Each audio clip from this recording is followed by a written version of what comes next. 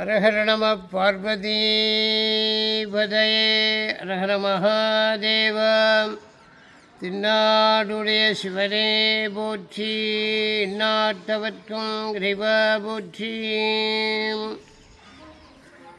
எல்லாம் வல்ல அருள்மிகு மங்களநாத சுவாமி மங்களாம்பிகா சமேத மங்களநாதர் திருக்கோவில் ஆதி சிதம்பரம் என்னும் தென் கைலாயம் சதுர்வேத மங்களம் பதரிகாவ நட்சத்திரம் உத்தரகோஷ மங்கை மரகத நடராஜா சுவாமியாகப்பட்டது இங்கு எல்லோருக்கும் அருள்பாலித்து கொண்டிருக்கின்றார். இந்த ஆருத்ரா தரிசனம் என்பது மார்கழி திருவாதிரை நட்சத்திரத்திற்கு முதல் நாள் சந்தனங்கள் எல்லாம் படிகடைந்து நடராஜ பெருமானுக்கு 33 அபிஷேகங்கள் நடைபெற்று, பகலில் ஒரு அபிஷேகம், இரவில் ஒரு அபிஷேகம், 2 அபிஷேகங்களும் நடைபெறும். காலை 8:30 மணிக்கு சன்னதி திறந்து சந்தனங்கள்லாம் கடையப்படும். சந்தனங்கள் கடைந்து அபிஷேகங்கள் நடைபெற்று பக்தர்களுக்காக மரகத திருமேனியாய் அருள்பாலித்து கொண்டிருப்பார். பக்தர்கள் எத்தனை லட்சம் பேர் வந்தாலும் இந்த நடராஜ பெருமானை தரிசனம் செய்து எல்லோரும் கோயிலுக்குள்ளே 4 விதமான வாசல் இருக்கிறது.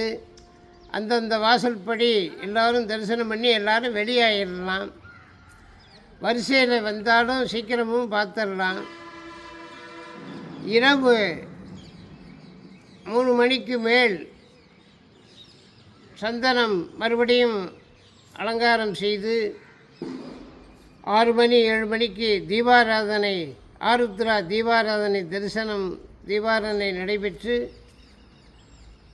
அதற்கு பிறகு ஒரு 10 மணி 11 மணிக்குள் மறுபடியும் சன்னதி திருக்காப்பிடுவோம். சன்னதி பூட்டியாச்சுன்னா அப்புறம் மறு ஆண்டு தான் சுவாமியை பார்க்கலாம். ஆனால் அந்த முதல் நாள் நீங்கள் வந்தீங்கன்னா தான் மரகத திருமேனியாக பார்க்கலாம். சிதம்பரத்தில் ஐம்பொன் விக்கிரகமாக இருக்கிறார். சிதம்பரம் தரிசனமெல்லாம் இதுக்கப்புறம்தான். முதல் தரிசனம் உத்தரகோஷம்ங்கிற உத்தரம் உபதேசம் கோஷம் ரகசியம் மங்கை என்றால் பார்வதி. பார்வதிக்கு சிவ ஆகமங்களை, சிவாகமுள்ள காரணாகமத்தை சுவாமி அம்பாளுக்கு உபதேசம் பெற்றிருக்கார். சுவாமி மலையில் தந்தைக்கு உபதேசம், முருகன் பெருமான் உபதேசம், பிரணவ மந்திரத்தை உபதேசம் பண்ணுவது போல் இங்கே சிவ ஆகமத்தை உபதேசம் பண்ணுறார். மாணிக்க வாசகர் புத்தி கொடுக்கிற முதல் வள்ளல் உத்தரகோஷமங்கை அரசேன்னு படிக்கிறார். இங்கே அர்ச்சனை, அர்ச்சனை, தேங்காய் உடைப்பு, வஸ்திரங்கள், மாலைகள், பிரசாதங்கள், அன்னதானங்கள், அது இதுன்னு எதுவும் நம்ம சுவாமிக்கு பிரார்த்தனை பரிகாரங்கள் செய்யணுங்கிற இது இல்லை. மனசில் விதித்து நினைச்சாலே போகிறோம் என்று பூவல்லி மாலையில் மாணிக்கவாச பெருமான் கூறியிருக்கிற அத்தி உரித்து அதுபோல் போற்றி அகடும் பித்த வடிவமும் கொண்டு இன்ப உலகில் முக்தி முழுமுதல் உத்தரகோஷமங்கை வள்ளல் சொல்லி படிக்கிறார். அதனால் நமக்கு முக்தி கிடைக்கணும்னா அந்த இடத்துல நிற்க முடியும், எல்லோரும் வந்துட முடியாது உத்தரகோஷமங்கை. அப்படிப்பட்ட ஸ்தலம். ஆகையினால் இந்த ஆருத்ரா தரிசனம் மிக சிறப்பாக 2ஆம் தேதி 8 மணிக்கு சந்தனங்கள் கடையப்பெற்று அபிஷேகங்கள் நடைபெற்று 9 மணியிலிருந்து விடியற்காலம் 3 மணி வரையும் மரகத திருமேனியாக காட்சியளிப்பார். எல்லோரும் தரிசனம் செய்யுமாறு அன்போடு கேட்டுக்கொள்ளப்படுகிறோம்.